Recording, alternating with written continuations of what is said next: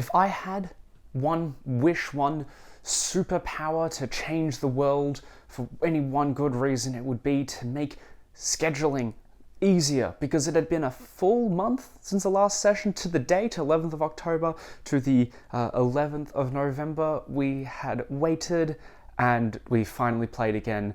This is a campaign diary. Hey everybody, Matt Colville here.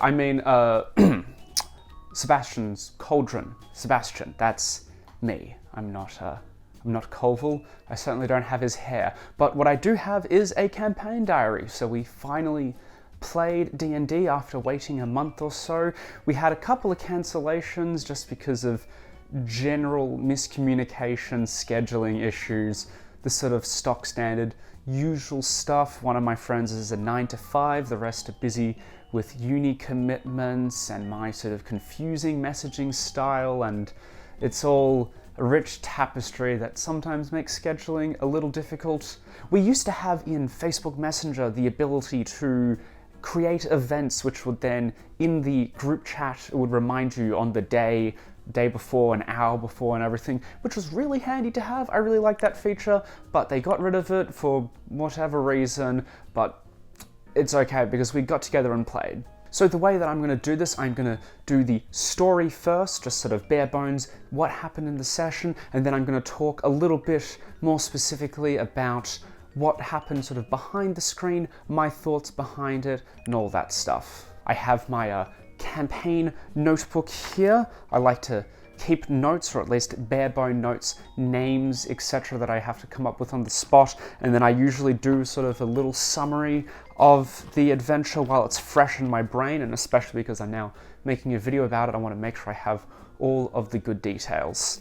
So where did we leave off? Well, at the end of the last campaign diary, I described how the players, having arrived at one of the morgues in an Ergonian garrison, which is basically like the police force for the city of Ergon, they were talking to Damasius, a tiefling cleric and sort of coroner, doctor kind of dude who gave some information about some of the killings that had been happening in the city, pointing to some sort of, there's two different killers, it seems. There are some that have these sort of werewolf scratches across them, which Tull, with all of his experience as a werewolf hunter, which is going to be something we'll talk about in a second, was able to easily identify.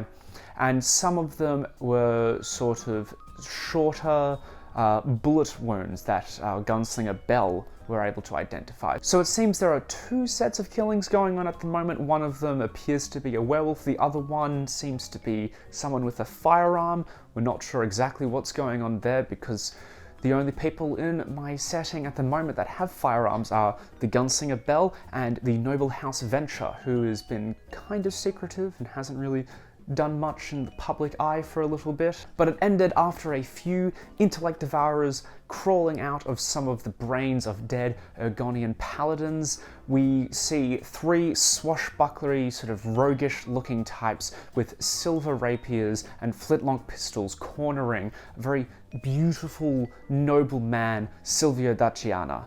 And they ended by saying, "Oh, the boss said silver will do," hinting that he is probably going to be also a werewolf. So the session started with some combat, of course, Tull being ever so pragmatic, charged forward, but not before asking, why are you doing this? What are you here for? To which the swashbucklers said very quickly, these are loose ends. Take care of them. So it was obvious that a fight was going to ensue. The players very handily took care of the swashbucklers, thanks also to Silvio's transformation into a very large werewolf and a very brutal decapitation of one of the swashbucklers. Something that did happen, worth noting, is that Ferox, our wild magic tiefling sorcerer, charged forward, and before he was able to cast a spell, a sort of aura of red magic began to unfurl and surround him. You can see that Ferox has this pendant under his clothes, which began to glow this sort of brilliant blood red. He started raising his rod to try and counterspell this magic, but to no avail, and before he left, you could hear him crying out, "No! Carius! No!" And he vanished. After Ferox's unfortunate disappearance, They finished up the fight. They were able to subdue the last swashbuckler, who was only barely standing up, using his rapier, sort of digging into the dirt to try and pull himself up. And when he failed, he was simply crawling, trying to get after Silvio, who had very quickly escaped and ran away in werewolf form. There was a brief interrogation. Tull and Corvus seemed to very quickly fall into a good cop, bad cop kind of dynamic. Tull is very large, very strong, and obviously someone that you would not want to give false information to. And given the swashbuckler's current state, he pretty quickly gave up the information that the players were asking for. However, hidden in his back molar, classic secret agent spy kind of stuff, was some sort of death capsule which he bit down on, and his mouth began to bubble and foam as something cyanide or some sort of fantasy poison very quickly killed him. The players got some information. The swashbucklers were trying to pose as members of the Daciana family. They had signet rings with the Daciana coat of arms. I should design a coat of arms. That'd be really cool. That's something maybe I'll do in the future. But they were trying to pose as members of the Daciana family, which Corvus Black, the consummate detective, very quickly was able to give them a brief inspection and realize these are obvious forgeries.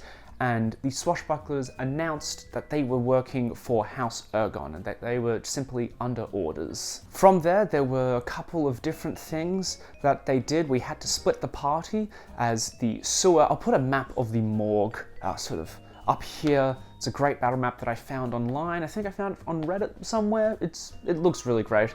But obviously you can see there is only a 5-foot gap to enter into the sewers proper, and Belle, our gunslinger, was currently under the effect of a magical enlarged spell, so she was obviously not going to be able to fit into the sewers, so we had to split the party.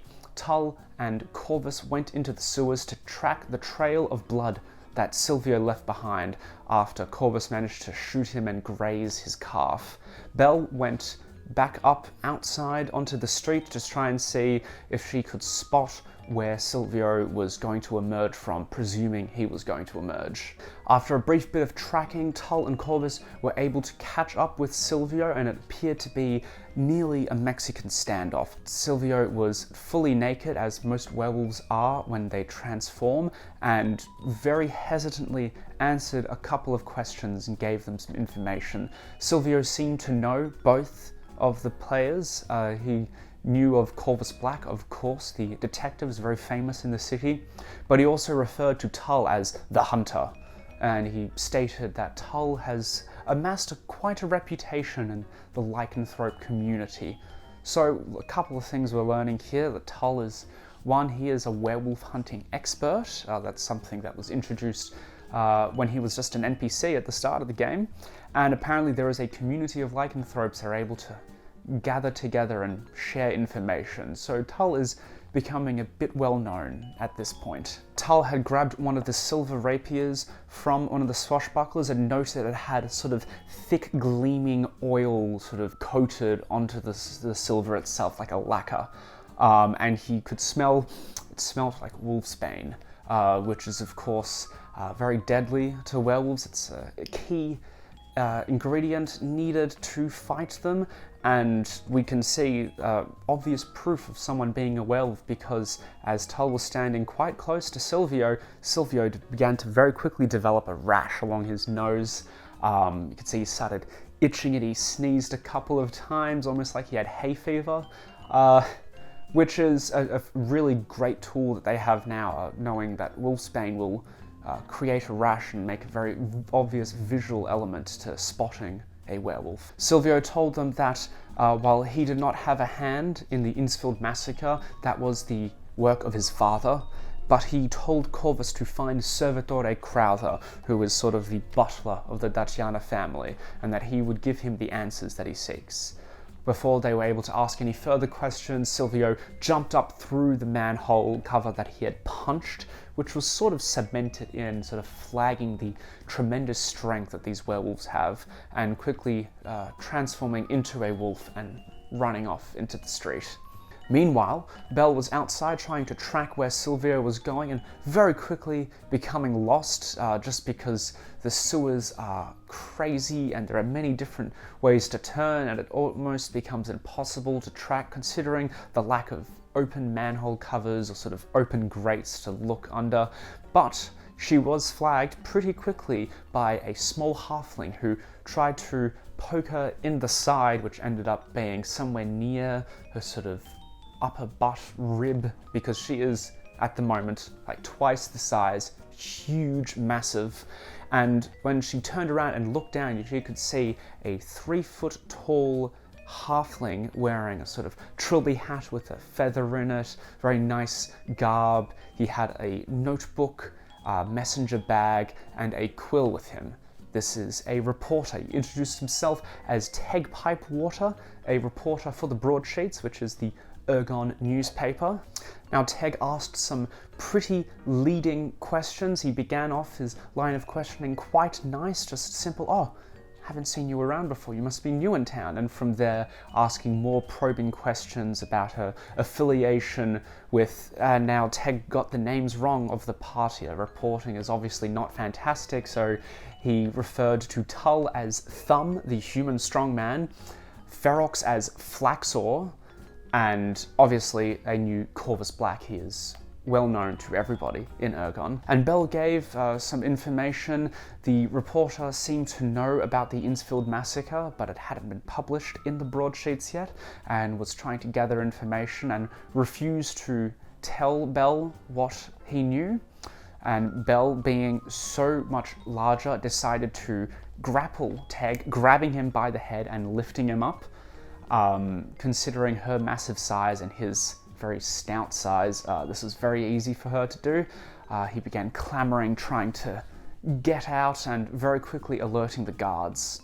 As I've mentioned previously, the guards in the city are paladins working for House Ergon. They're pretty strong, pretty beefy, and 4 of them quickly rounded the corner, listening to the cries of Teg, recognizing this reporter who asks a lot of dumb questions, a lot of bad questions, generally gets on the nerves of people, and often gets into scrapes. He mentioned that this was, like, again, the 3rd or so time that he's had to call out for the guards this week alone, so he's pretty good at annoying people. The guards pretty quickly de-escalated the situation. They got Belle to let go of Teg and put him down safely, and then the lead guard seemed to be sort of perplexed. Something that's been happening to Belle a lot recently is people are sort of looking at her strangely and asking some weird questions. The lead guard asked if she was born in the city and that she bared a striking resemblance to Sick Boy, who he mentioned was another employee of House Ergon. Belle didn't seem particularly interested in this, and after sort of realizing that she had potentially given too much information to the reporter, didn't give much more to the guards, who very quickly left after realizing that everything was okay and nothing further was going to happen. So the party then reconvened. They shared what information they had, and they decided that it was time to go and rest. It had been a pretty hectic day. Corvus Black was running pretty low on hit points. The others, Tull and Belle, were pretty much fine. Tull's high AC means he very rarely gets hit, if ever. So it was just Corvus that needed the rest, but it sort of seemed like a good idea. It was around lunchtime at this point, so Corvus took them to his favorite noodle bar, which there are a few noodle bars in Ergon. They went to Crystallari's, which is a dwarf cook who I sort of was imagining it's a diner sort of like Dex's from Star Wars Episode 2 Attack of the Clones, where they got some food of questionable quality. Corvus he ate it down fine. He's been eating it plenty of times before, but the other 2 had to make some constitution saves to ensure that they could stomach it and actually sort of keep it down. They were accosted by some street urchins, some very lovable sort of Oliver Twist-esque kind of kids running around on the street, Tull did a very lovely clerical thing, and he created some food because he noticed that one of the boys was quite malnourished. Overall, there were some wholesome moments aside from the brutal combat that happened in the morgue previously. After that, they headed back to Corvus's apartment, which is sort of on the second floor of Kingsman's tailor, because Corvus has a Dragonborn tailor sort of follower who creates all of his clothing for him, so he always looks very, very nice. And they were able to sort of relax, have a drink, and get some sleep. They managed to get their long rest, fortunately, because they were woken up early by the sound of a sort of hard rapping at the door. Corvus very quickly got dressed. Tull and Bell quickly put on their sort of bandoliers, sheaths, etc. to get ready for what potentially could be a battle. And when Corvus opened the door, he saw one of his young street urchins at the door, a hat in hand, blubbering and apologizing. See, he'd been crying a little bit. This particular boy, just the day before, when they encountered the party, had begged Corvus to bring them some treats tomorrow morning. Standing at the door, he was blubbering and apologizing, saying that he knows that Corvus doesn't like people bringing clients to his apartment, and before he could finish his sentence, a sword entered through his neck, killing the boy instantly. Looking behind the boy, you could see a very tall, very sharply dressed human, slick back grey hair, Salvatore Crowther. And next to him was a very beautiful, similarly tall woman wearing a beautiful, flowing, long sort of dress, like a battle dress, who introduced herself as Amelia Daciana, another one of the Daciana children. This seems bad. And it gets worse, because as the body of the child drops to the floor, thudding onto Corvus's floorboards, we see that behind Salvatore Crowther and behind Amelia Daciana in the street, another swirling of red energy begins to form. And after a couple of seconds, there is a loud and Ferox appears again. He is looking disheveled, his clothes are torn and ripped, he has cuts and bruises all over him, he looks beat up and bad, and he is struggling to stand up. He is using his rod of absorption to hold himself up with one hand. He reaches over with his other to support himself, but he cannot, because the players notice that where once Ferox's left hand was connected to his arm, there is now just a bloody stump. And he attempted to speak and very quickly fell to the floor. So that's where we ended things. So there's a lot of stuff happening. This was a pretty short session. We only really got started around 6:20 or so, and we had to finish up around 9, just because running any longer than like 3 hours online, we found is sort of, it's not great. 4 hours is the ideal time. In person, it's a lot easier to do longer sessions because it's obviously easier to keep all the players focused on the game, but in front of the computer it can be very easy to get distracted. And also I don't like sitting behind the computer for that long and sort of just talking a lot. It gets a bit draining. We've got some stuff going on with Ferox, obviously.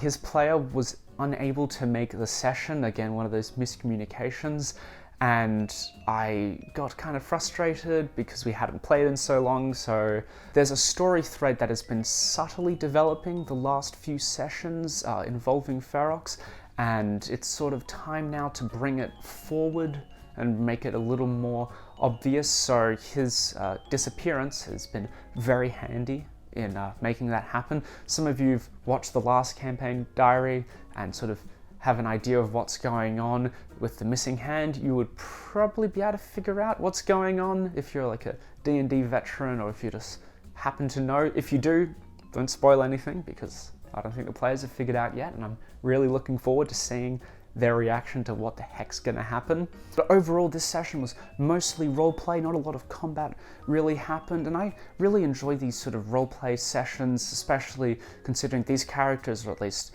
in my opinion, these characters that we have are really cool, really interesting. I really love the sort of dynamics that we have. There was a neat little moment when the Tiefling cleric Damasius was sort of explaining some of the tiefling culture, hinting at maybe why Ferox had disappeared for such an extended period of time. And he made a little comment about how the Church of St. Gayard, which is where Tull sort of practices, that's his religion, the church is a little too black and white, and his player said to me, like, oh, like Tull's opinion of the sky was like sort of pretty high and then very quickly dropped down, which I thought was really funny. There's been some really great moments. Getting Belle and Corvus to roleplay has been particularly fun as well. I've been really enjoying those. There's a lot of sort of moving parts going on in Ergon at the moment. It's hard to sort of address all of them in each session. So sometimes it's easy to lose focus into why the players are here, but I'm hoping that the next couple of sessions we're going to sort of really get down into the nitty-gritty and some really cool stuff is going to happen. But that's it. That was the session. That's what happened. We're going to hopefully play again either next week or the week after. Fortnightly, it seems, is the way that we've been going, fortnightly or monthly. So hopefully I'll have another campaign diary up in 2 weeks and not 4, but I mean, you never really know. If you liked the video, you can do all of the usual YouTube stuff. You can watch the other campaign diary if you want to get caught up on what's going on. I'm throwing a lot of nouns and capitalized words and everything that might not make a lot of sense, so you can watch that. That explains a lot. I'll also put a link in the doobly-doo to the Lore Bible, as my players and I so affectionately call it, for my setting, which has a lot of information about the cities and stuff. I haven't updated it in a while. It's been like 6 months or so, but there hasn't really been any new information to add, and I haven't really felt the need to add anything, but that's something that I'll probably be working through